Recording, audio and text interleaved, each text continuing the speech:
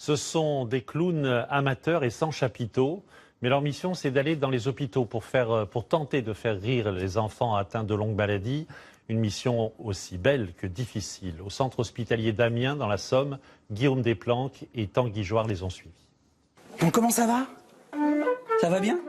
Ouais.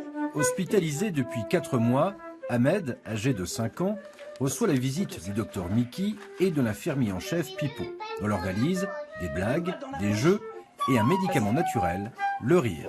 Hey! Vas-y. Il passe de service en service, distillant dans les chambres des petits moments de bonheur.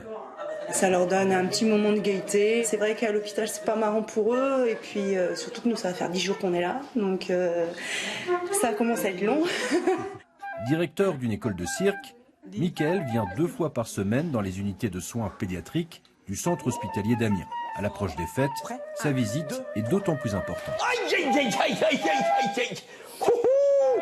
Il nous fait rigoler, ça passe le temps et ça nous aide un peu dans les moments un peu durs. Le fait qu'ils soient à l'aise avec nous et puis qu'ils arrivent à sourire ou à ressourire, nous on se prend ça en pleine face et ça nous fait un énorme plaisir que d'intervenir dans ce genre d'endroit parce que l'hôpital n'est pas un endroit comme les autres. Un nez rouge pour le docteur Mickey et une flûte traversière pour l'infirmier Pipo.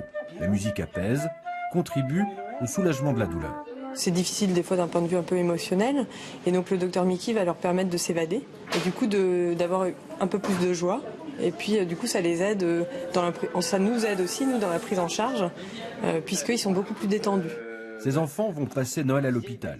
Pour ne pas les oublier, le docteur Mickey les accompagne déposer leurs lettres au Père Noël.